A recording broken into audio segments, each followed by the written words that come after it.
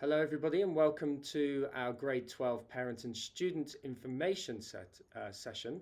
My name is Mr. Forrester and... My name is Mr. Sam Wickham and this is our agenda for the day. First up, we're going to go through some of the roles and responsibilities, what we as college counsellors do, what you as students are expected to do, and obviously the role of the parent and the family through this process as well. We're going to outline some key procedures and our philosophy, and then those all important internal and external deadlines here at ACS. Then towards the end of the information session, we are going to run through some of the support that we're offering, some of the programming and the events that are happening over the next semester. And most importantly, we'll be covering just what to do after you've applied, as well as some tips for families and parents as well. So let's get into it, shall we? Okay, so just to be clear, this presentation is actually not only for the parents, but it's also for the students. Really key information. We've shared a lot of this information with you before as students, but it's really important to get a refresher and also listen for any more further details that you may not have remembered from our previous session. So really key that we're all aware that this is for parents and also for the students. So, where are we at? Grade 11 has been a chance for you to spend time learning about different universities, as well as learn about your own personal preferences and self-reflecting on all of those aspects of your continuing education that you hold dear, but also to then start kind of fine-tuning some lists or developing your lists, recording it in a tracker, and then moving forward, you've also been working on personal statements and essays and kind of trying to tie in some of those important ideas about what you want from a university and your values to be displayed as well as part of your essays.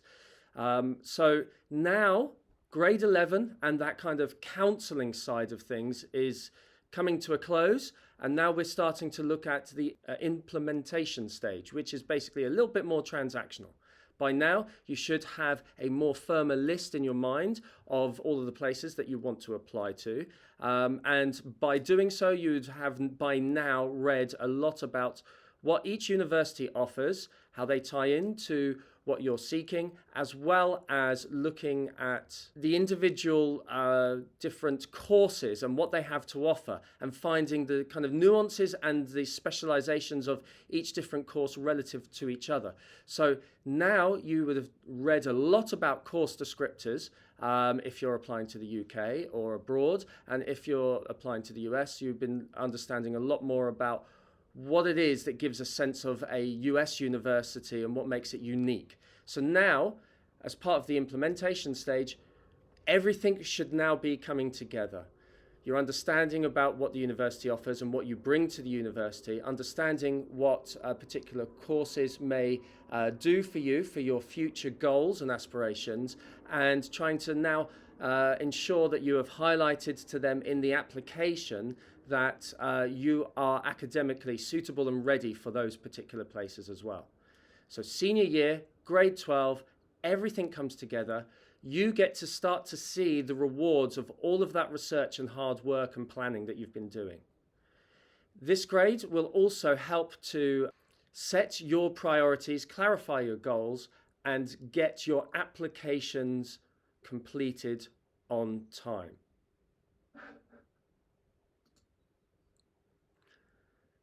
Just a nice little reminder, you have all had something called the pledge form sent out to you. That's parents and students. And on that pledge form, we have a lot of detail as to kind of the roles of and responsibilities of each individual student has in this process, as well as things that parents can be doing to help support their children in the process, as well as what the counsellor's role is as well. Usually we go further than what the roles are on the pledge form, because for us the most important thing is to make sure that you end up going to somewhere where you're happy and you find a place of best fit, and in order to support that we do our very best and go above and beyond.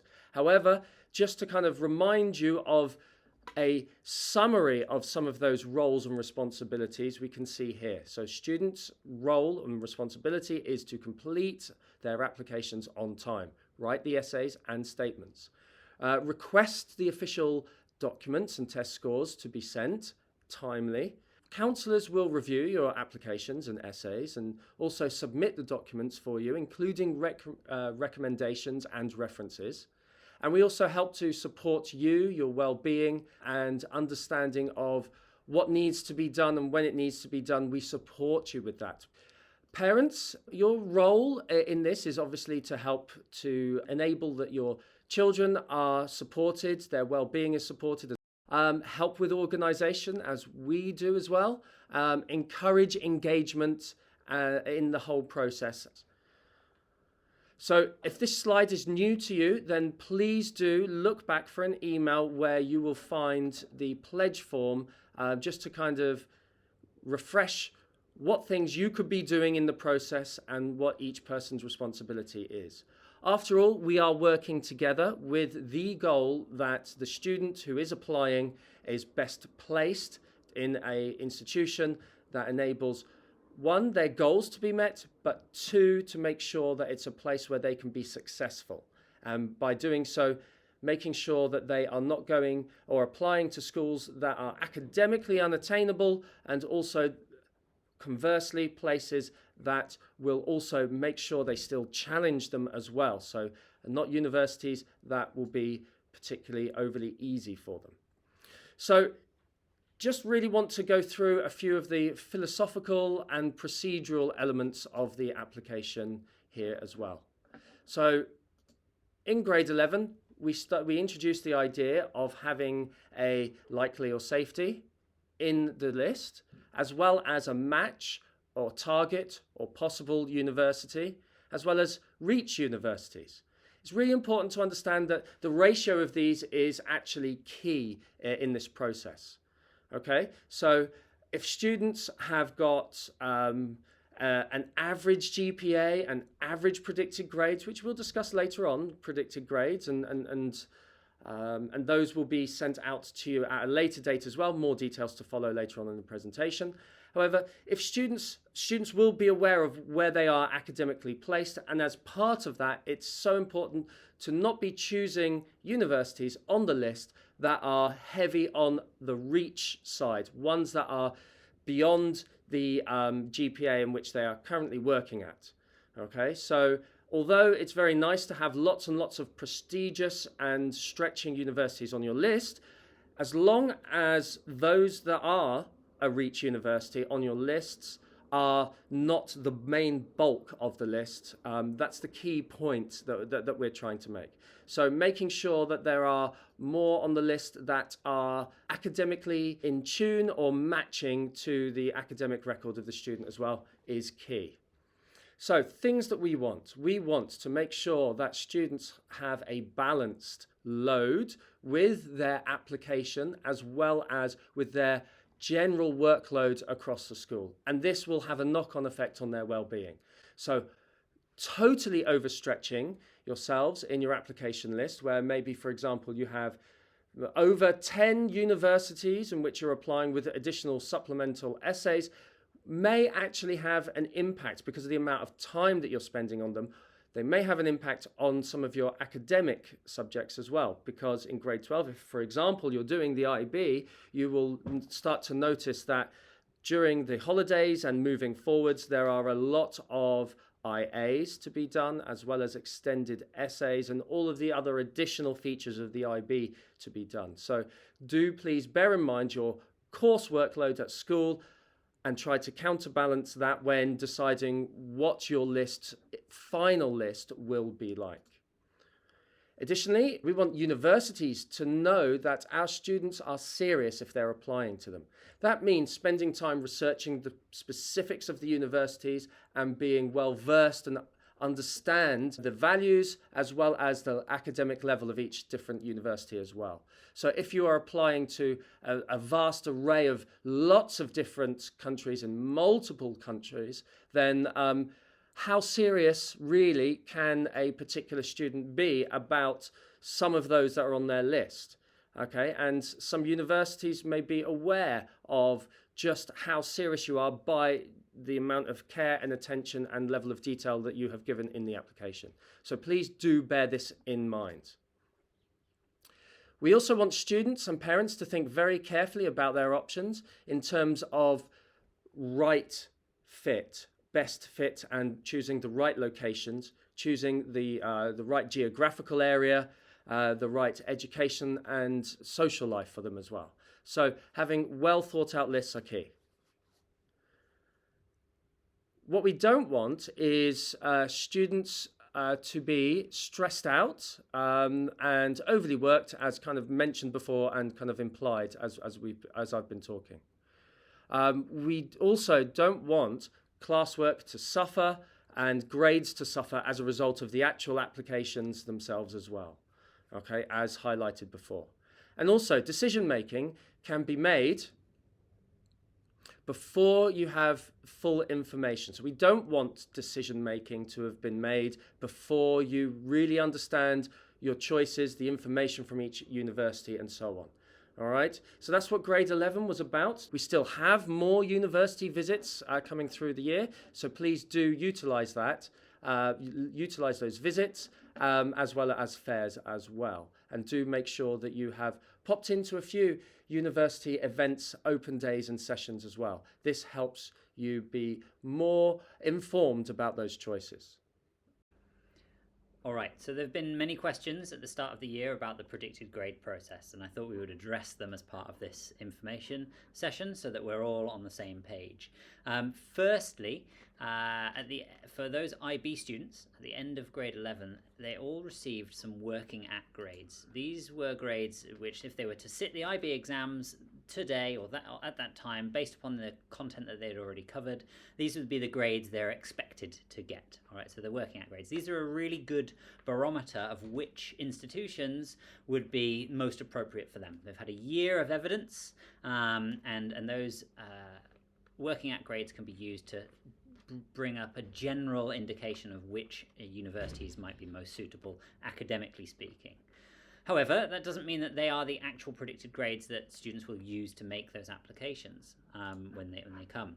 So in mid-October, teachers will be required to submit what we call final predicted grades to the academic office. So this is giving teachers about 8 weeks to accurately assess students in the IB and in the AP as well, in order to make accurate or as accurate as possible predictions upon their future performance in exams.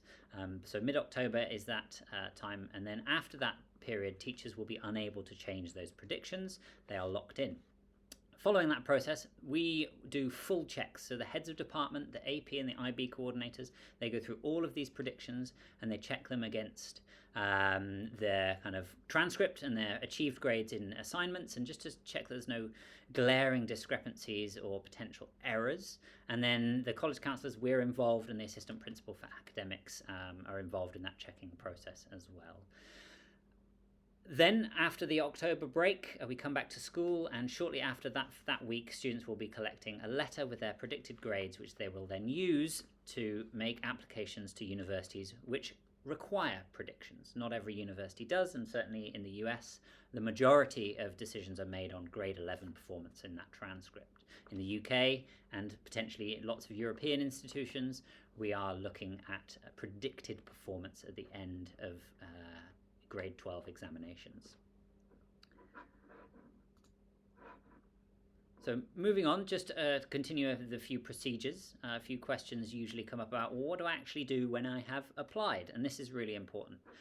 In most cases, our applicants have, we as college counsellors, don't see that a student has applied to the university. And so it's really, really important in that case that students tell us they've applied to university or to a university. And to do that, we have a sort of fail-safe, old-school hard copy form. So each student will complete a green form. It looks like this. We can get them from our office just up there, and complete that to leave on our desks to ensure that we know they have applied to a university, and that we as college counsellors are expected to now send whatever documentation is necessary. It could be the transcript, it could be the predicted grade form, it could be teacher letters of recommendation or references. So that's for most universities, we don't have any back-end access to those application platforms, apart from the UK. We, for the UK, because we're a UK school and just because of the way the system works, we actually send the final application along to UCAS. So a student links their application to our school using something called a buzzword, more on that later. And then once a student pays and submits, it comes to us for checking, and then we send it on to UCAS if it is all correct. We add the reference from the teachers and we add the predicted grades to that. So we still ask students to complete a green form to make sure that we know to do that it's in the system and waiting for us to check and approve. But at least we do see something physical or digital when a student has applied. For most other systems, we don't have any back-end access. So it's really important that those green forms are submitted. So moving on then to the deadlines, the ever important deadlines, and some details about different application processes. The first important thing is, I'm going to leave this up on screen because it's a lot of information. There are ACS deadlines on the right-hand side of that table there. These are ACS deadlines, not necessarily the actual university deadlines, but the reason why we have ACS deadlines is because we're managing applications for 150 young people, right, going to universities all over the place. And we need time to process on our end some of the documentation that needs sorting. So the key dates that we need to remember are for any UK early applications, so that's Oxford, Cambridge, medicine, dentistry, veterinary medicine. This is the first priority deadline coming up, so that needs to be done by October 7th. So we have then a week to write references, to organise predicted grades, to double check all of the applications on UCAS, as I already explained, and then submit it to UCAS in time for the actual final deadline. The next one after that is the 20th of October, and this is for anyone applying early to the US, so that's early action, early decision, restrictive early action, and potentially anyone who's applying to the University of Toronto in Canada, because for some of their selective courses they encourage applications to be done by early November. So that just gives us some time to process the things that we need and to get the documentation off in good time. You'll notice it's October 20th, it's because we have a break throughout the October break. We want students to have a break, and we also want a little bit of time to have a break as well after what is always a very busy, hectic term. So we have that deadline there for a reason. Then the primary deadline that most applicants, most of our students are working towards is that December 1st deadline. It shouldn't be a surprise, we mentioned it at the end of grade 11. And this is to anyone applying to the UK, regular, anyone applying to Canada or the US, regular.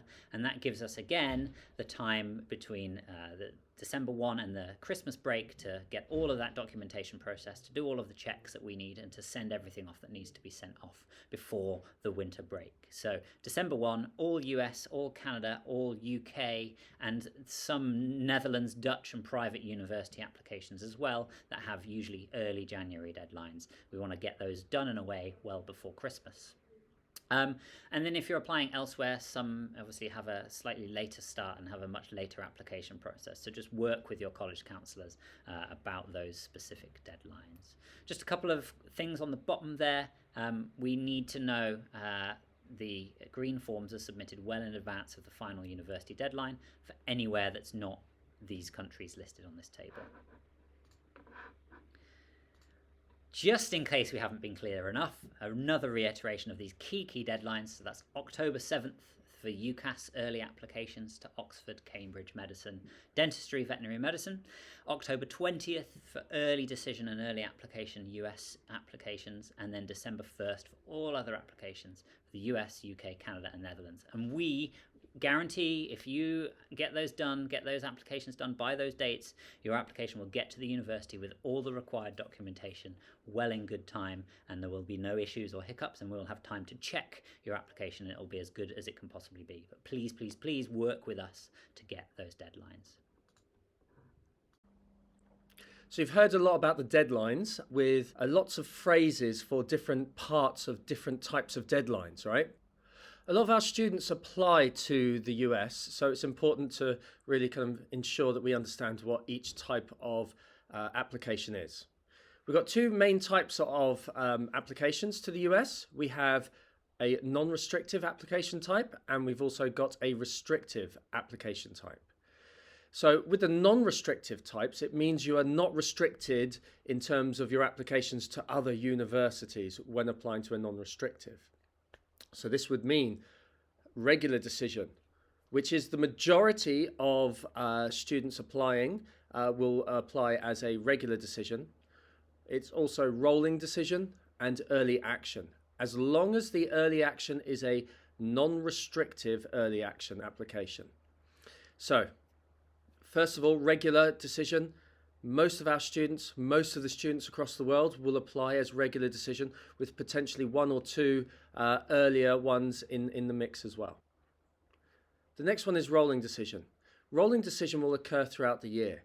However, once places fill up, then certain rolling courses will start to close their admissions. So it's very important to try to get in as early as possible for rolling decision as well. Apart from those universities that may receive less applications, and they will tend to be open a little bit longer through the year. It's common for students to think that there is a major benefit from applying early action because it means that their chances of acceptance is higher. I would say that early action, it only increases your chances a slight amount. The one where you're going to get more chance of being successful is early decision, where it raises it by a couple of percentage points in terms of the advantage that you may get at being successful. For some institutions, but not for all. So it's important to do your research and make sure that you read the admissions pages of each particular university. Early action, as long as it's non-restrictive, allows you to apply to other early action universities as well. Now, with the restrictive application plans, you have ED, which is early decision, and restrictive early action. Early decision means you apply early, just like it does with early action. But the main difference with early decision over early action is that it is binding. That means if you are accepted at this university, then legally you need to go to that university. So it's really important to make sure that you choose your one ED university in the first round, or your one ED2 in the second round, which comes later on in January, or December the 1st, according to our internal deadline. It's important that you really are aware that that is the place that you will go to if accepted. So therefore, it's got to be your dream school. It's got to be the school that you will be really, really happy to go to if accepted. Now, with restrictive early action, it is non-binding. That means that you don't have to go to the school that you apply to in early action restrictive, but you only have the ability to choose one of those early actions if it's restrictive. So you can find out on the pages of the admissions website whether or not it's restrictive or non-restrictive. And also, do please kind of write down in your list of all of the places that you're applying to, in your tracker, ideally, which ones are restrictive, which ones are non-restrictive. That helps you come up with a strategy as to where you will apply early as EA, early action, or where you will apply as early action restrictive. Okay, so strategizing as to what application type is there and available to you will be key at this stage. Do speak to your college counsellor as well to help make this strategy work for you.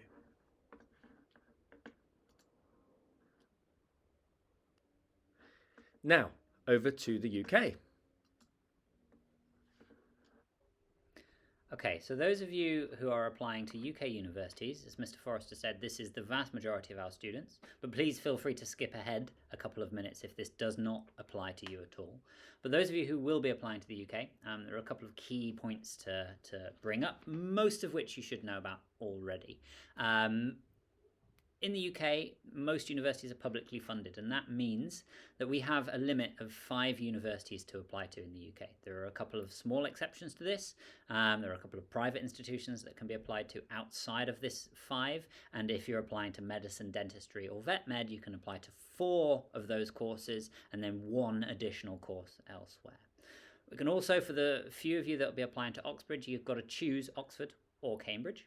And it's really, really important when we're looking at the UK that students meet or are very close to minimum academic requirements in order to make an application. Typically, the most selective universities that have the highest academic requirements are not very flexible when it comes to those minimum requirements because they just don't have to be. They have more applications than they do places, so they can set a minimum level that they expect, and then students need to meet or exceed that minimum level in terms of their predicted grades and then eventual future performance. Right? Some institutions, though, are able to be a little bit more flexible, and we do sometimes see what we call aspirational offers, usually from those middle tariff universities that maybe want somewhere in the region of 30 to 35 IB points. It's worth checking with your college counsellor, us, because we've got historical knowledge and background of which universities are more flexible than others.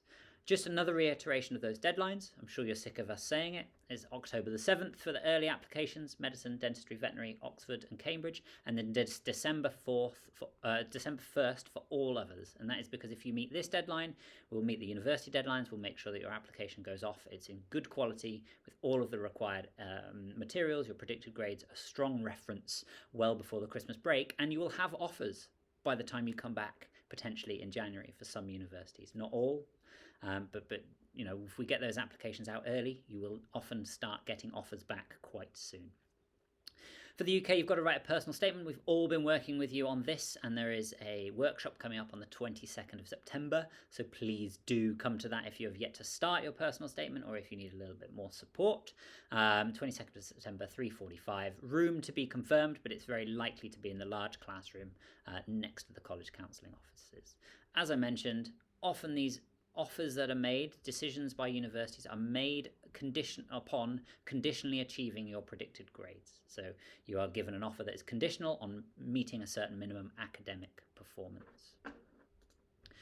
Just to finish things up for the UK, it's a centralised application system on UCAS. Most of us set up our accounts last year and we'll be working with you in advisory to get that actual application set up and running.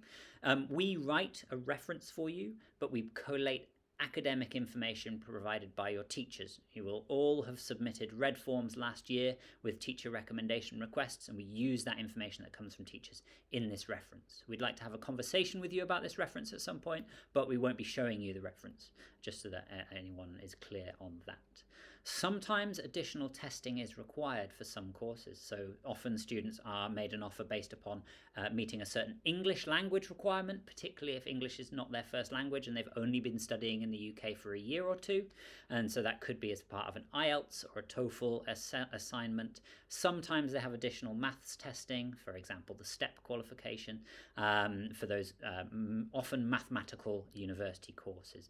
Some require the LNAT for law, so it's really, really important that if you are applying to a course that requires additional testing, you get that done either before application if required or after you've applied, before you to meet the conditions of the offer.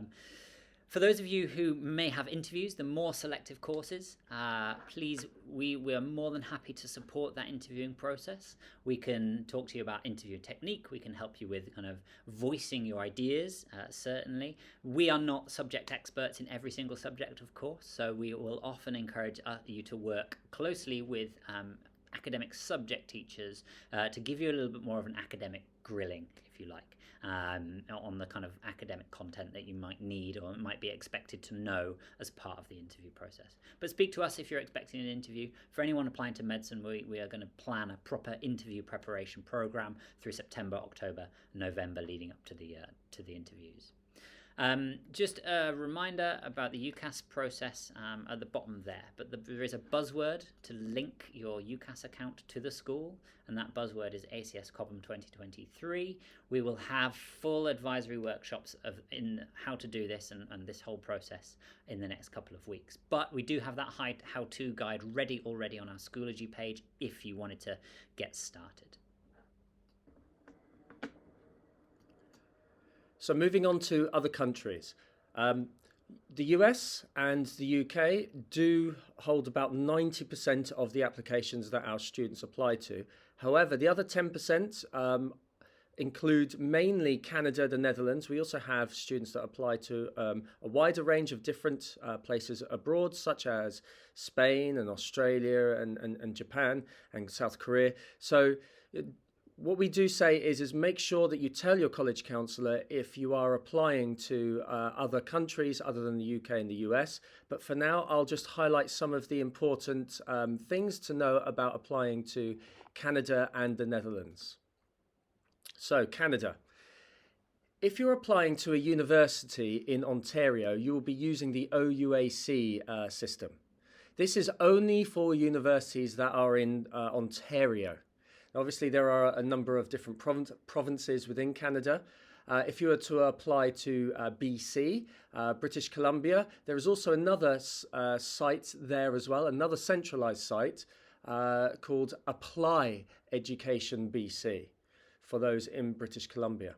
However, UBC, for example, is not on the Apply Education BC website as well, so you need to apply direct to them. So the OUAC, just skipping back to the OUAC for those Ontario universities, which include places like the University of Toronto, York University, and so on, you'll find that those applications, or the applications using the OUAC, is actually quite easy when you compare it to the UCAS or especially the Common App. So you self-report your grades and you list your activities and fill in your demographics. When you apply to places in Canada outside of Ontario, do please apply directly to the university itself. You'll find details on what's required for each individual university on their admissions pages themselves. Generally speaking, there is no personal statement required. Occasionally, you'll find a letter of motivation in specific universities. But for the purposes of how do I write for that, well, prepare for a personal statement for the UK first, and then work with your college counsellor on how to adapt that for the specific university.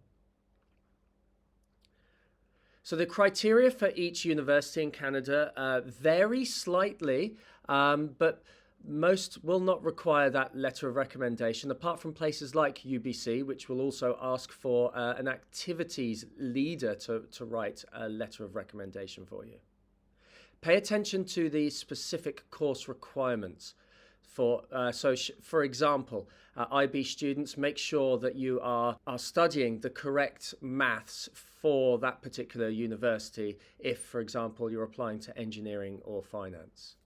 There is a Canadian fair which you can go to in Canada House, which is in central London, opposite Nelson's Column. And that is an event for families to go with the children, or with the students, the young people. So that's on the Saturday, the 18th of November. We are not running that, but we're sharing that with you because it's a great event and it gives you a chance to speak to a wide range of different Canadian universities while you're there. So if you are applying to Canada, do get yourself to Canada House in London. Now, the Netherlands. When looking for courses that you want to study in English in the Netherlands, a good website to go to is studyinholland.nl. That will help you to start to search all of the different courses that are in English. And then once you have worked out where you want to apply, and there's a wealth of information there as well. And once you've worked out where you want to apply, then it's important to then go on to the StudyLink website, which is highlighted in the slides there. What you do with StudyLink is you use that link or type it in your URL and then select the universities that you and courses that you want to apply to, and then that will then register you as an applicant and then take you to the individual university's website from there. Now, it's important to note that there's this thing called numerus fixus. Numerus fixus means there's a fixed number of places for students to apply to certain courses, and there's a fixed number of numerus fixus courses that you can apply to. Generally speaking, you can apply to 2 numerus fixus courses unless you're applying for medicine or physiotherapy. Do please check in studyinholland.nl to see whether or not a particular course is a numerus fixus course or a regular course. Now, other countries. When you're applying to other countries, as I've highlighted before, do speak to your college counsellor, work out a timeline and a time frame and when and how you're going to apply. Just quickly jumping back to the Dutch universities. There is a presentation on Dutch universities.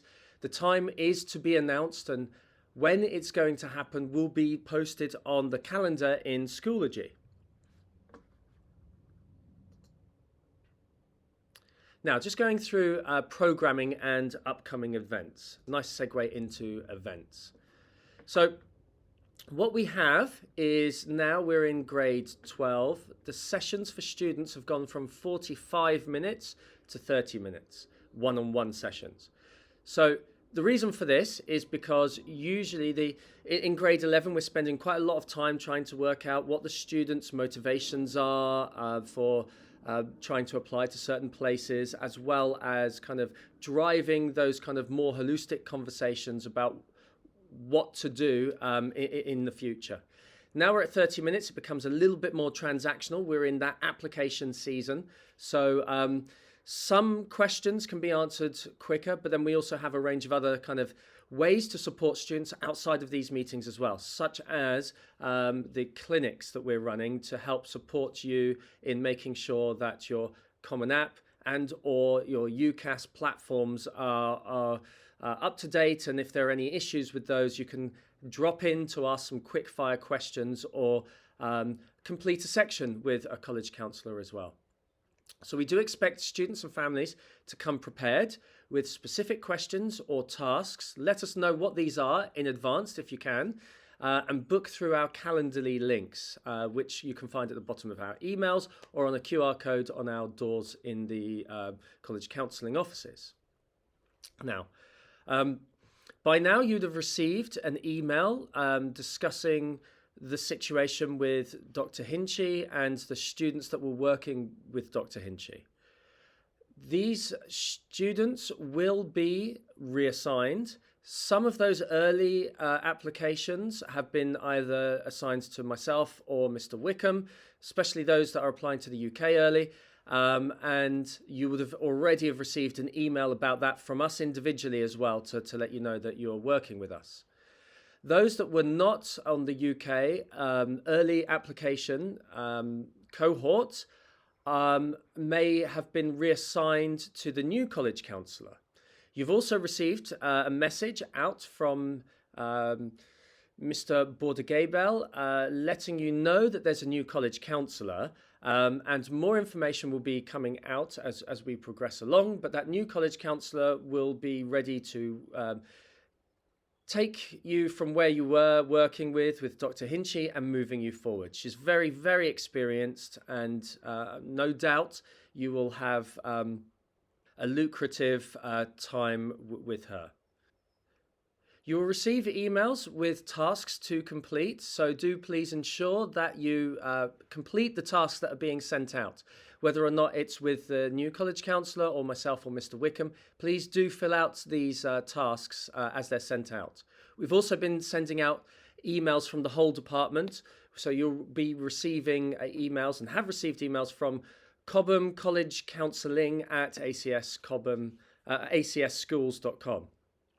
Please do see these as just as important emails as if it came directly from your college counsellor, because your college counsellors are working together in those emails to make sure that there's common information coming out monthly at the right time with the correct specific resources that you need to be focusing as you go as well. Okay, so parents, please do also read through those emails and also help support us. Check to see whether or not your son or daughter is working on those and aware of those as well.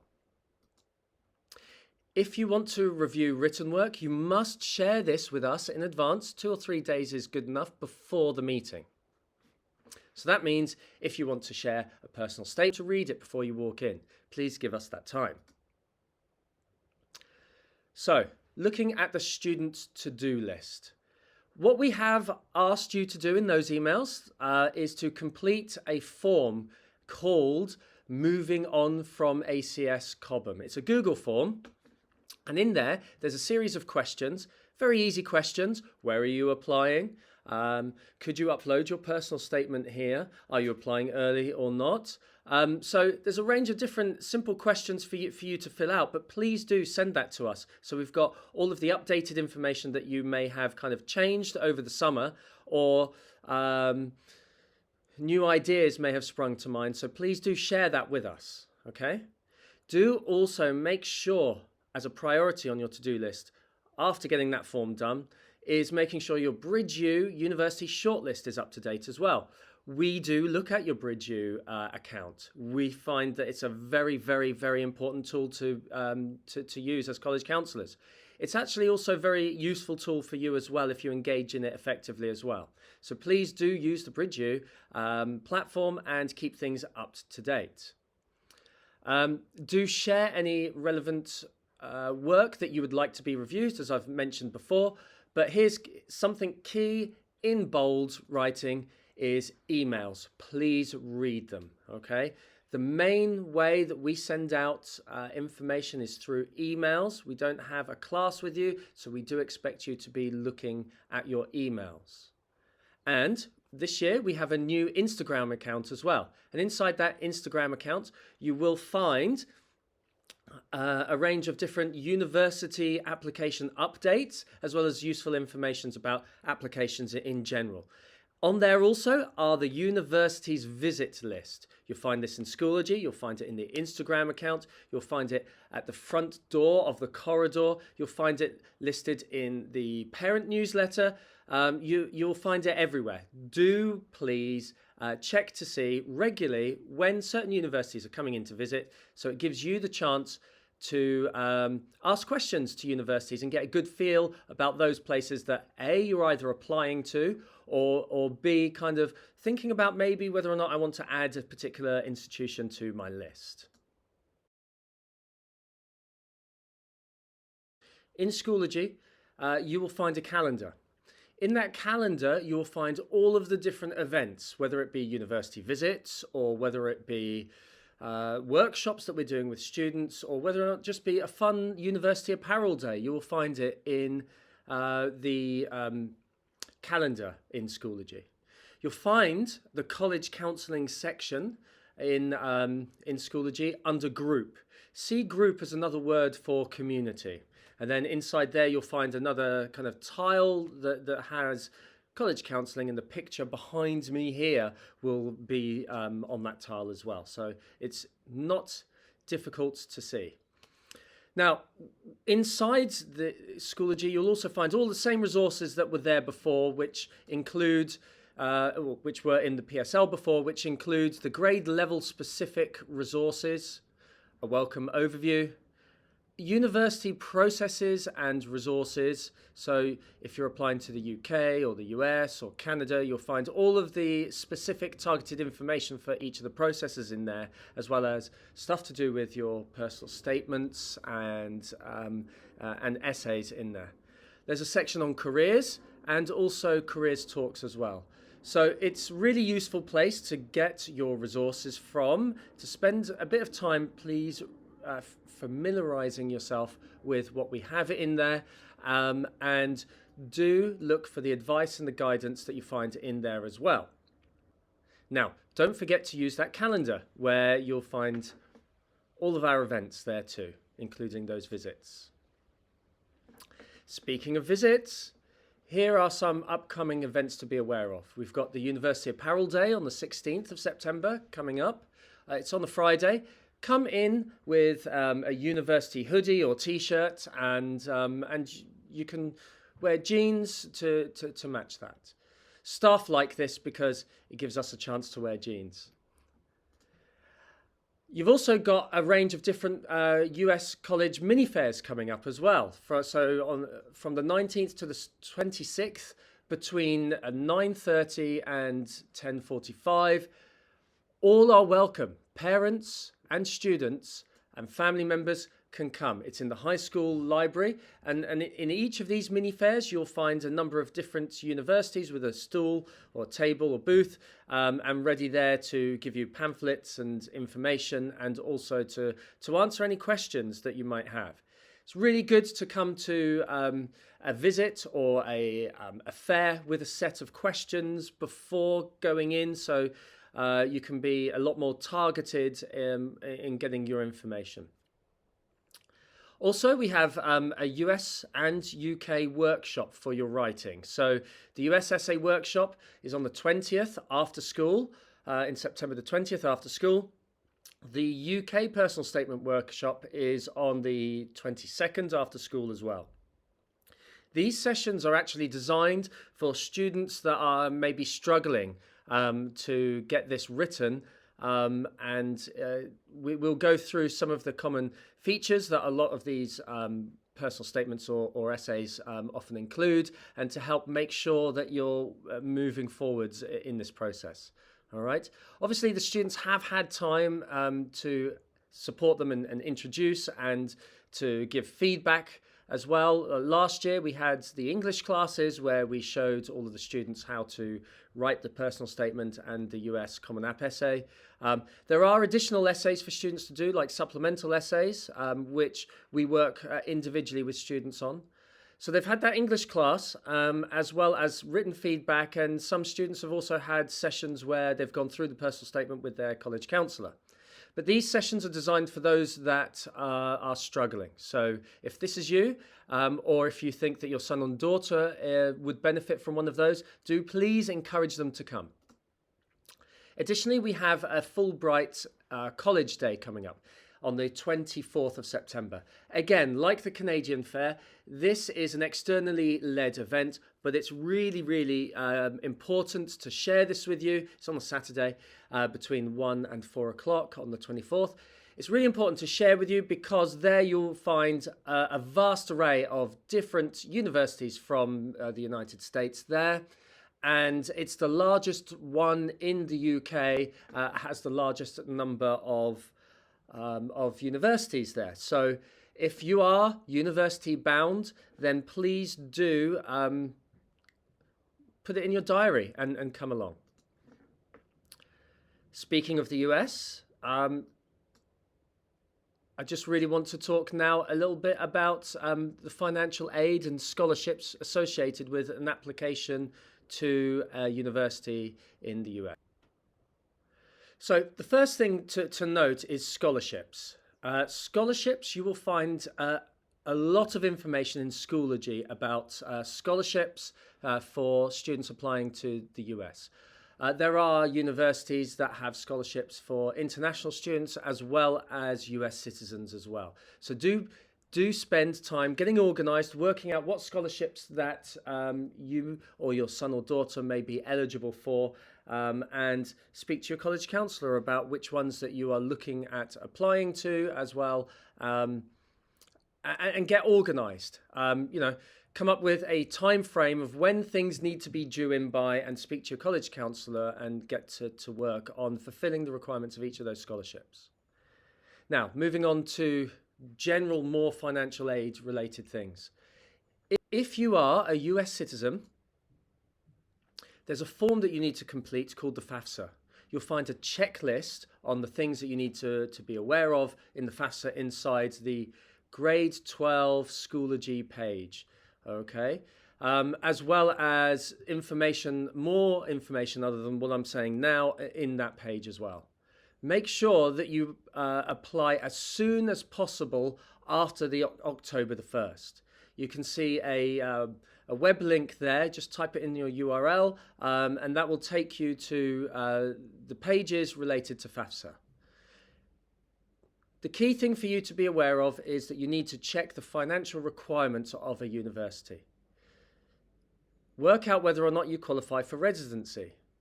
Look at the CSS profile and complete whatever necessary forms are associated with that, as well as the specific university forms as well. Okay? Work out whether or not the university gives out specific scholarships from that university, needs-based, merit-based aid as well. Okay? Complete the form with your parents if you're a grade 12 student. And parents, please do be aware that this is an important thing to do if you're a US citizen. Financial aid for international students is limited, but may require completion of the CSS profile.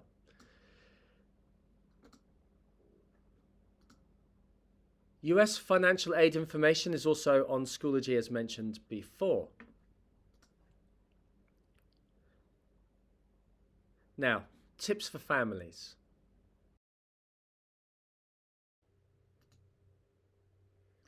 So, as Mr. Forrester outlined earlier, we don't want this whole university application process causing any more stress and anxiety than it already does, right? It's a challenging time of year, and balancing the university kind of priorities and deadlines with school priorities and deadlines, with life priorities and deadlines is a challenge, and one that we're here to support. We don't mean to overload and provide too much information, and part of this whole process is looking after yourself, finding opportunities to do things that you enjoy and engage with your family as well. So this is, I guess, tips for students and for their families.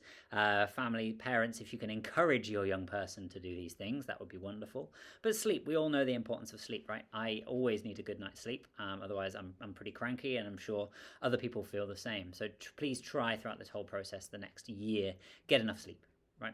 Manage your time effectively so that you don't have to spend hours and hours till 2 a.m. finalizing that university application or finishing that last minute piece of homework that you've been given. There is time. I know it feels busy, but it's about making your study halls, your independent study hours productive, and setting time to work, setting time for other things as well. Eat well.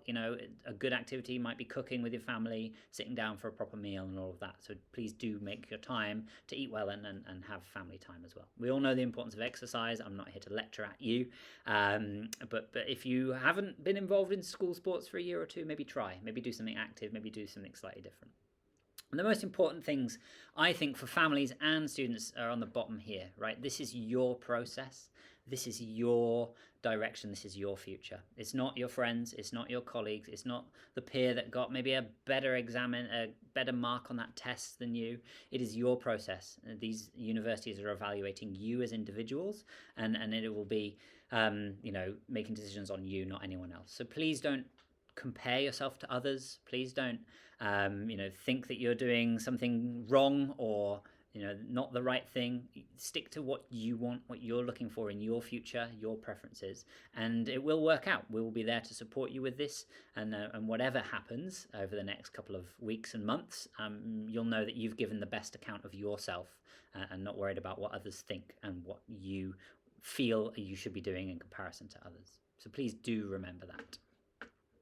And then for families, we find a couple of really helpful things that support us as advisors, but also in our experience helps young people manage this whole process as well.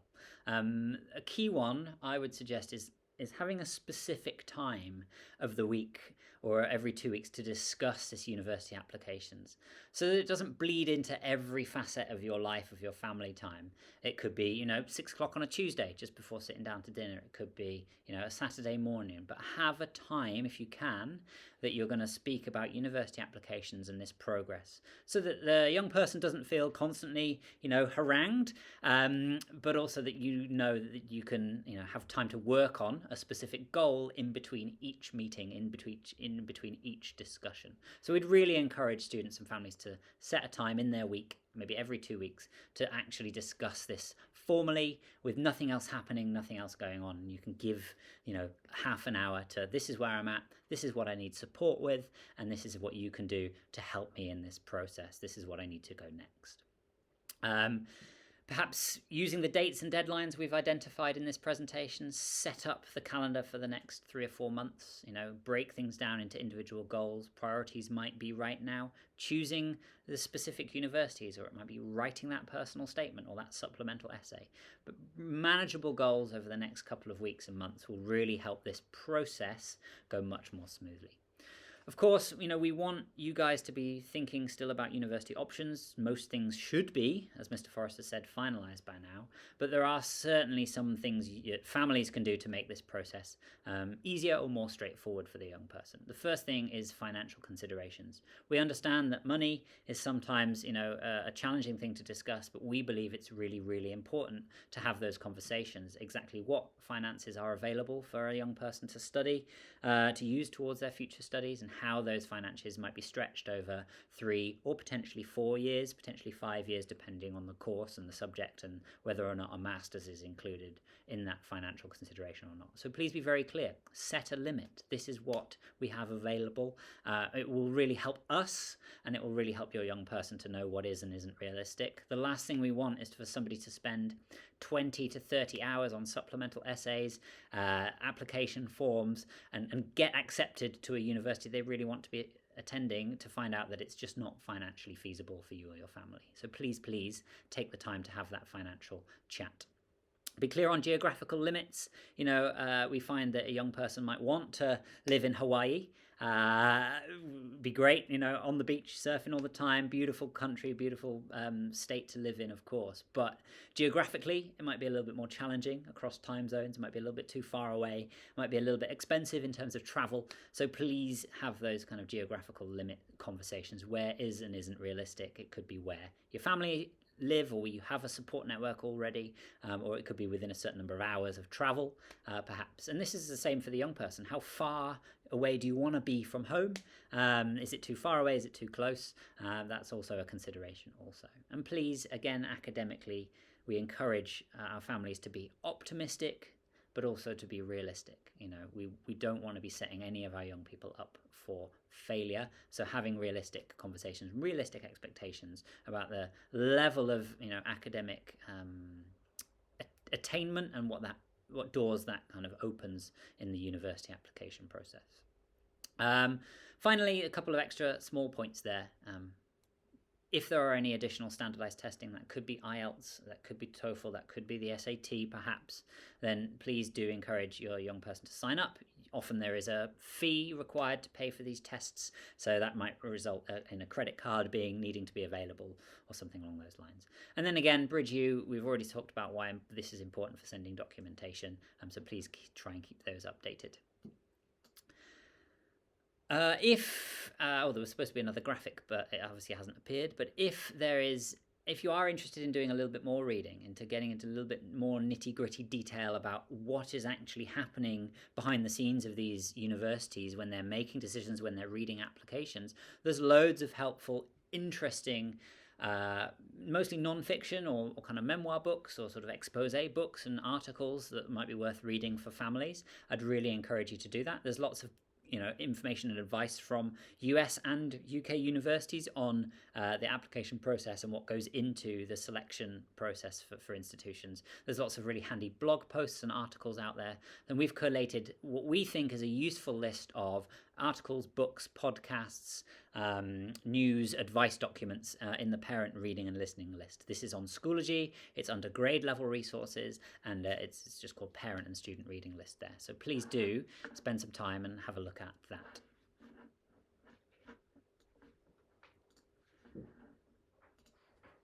And then the final thing is obviously to think about is what happens when you've applied. Now, we've been banging on about reading emails already, and this is not just because we send you information via email, but this is Still, the majority of the way that professional and large organisations communicate with internal staff, but also, in the case of universities, applicants as well. So reading and checking emails and staying up to date is so important in this whole process, particularly after you've made those applications.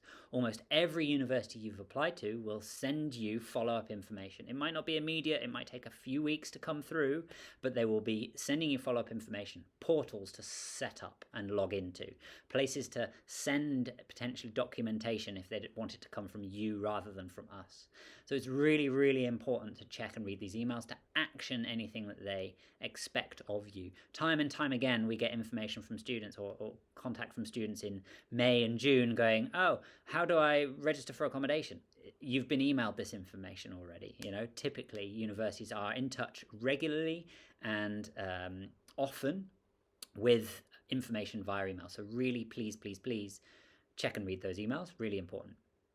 In terms of decisions, we'll run maybe a little assignment or a little presentation on how admissions decisions are made later on in this semester.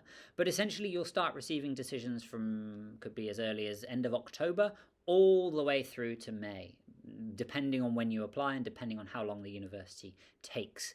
Some universities do what's called a gathered field. We wait for everyone to make an application. We wait for the end of the deadline, and then we only review applications after the deadline. Other universities assess applications as and when they come in.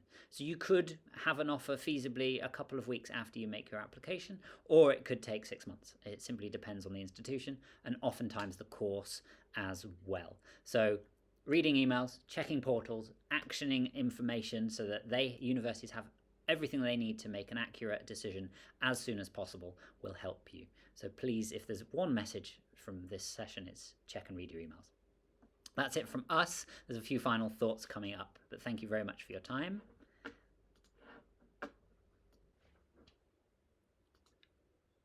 So that's it for now.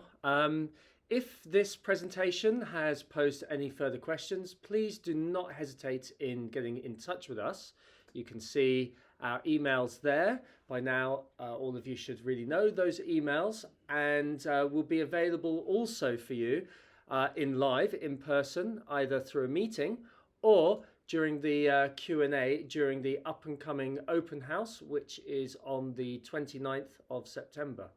So until then, feel free to like and subscribe to my channel as well, because there are lots of videos that do come out throughout the year. And thanks a lot for your time.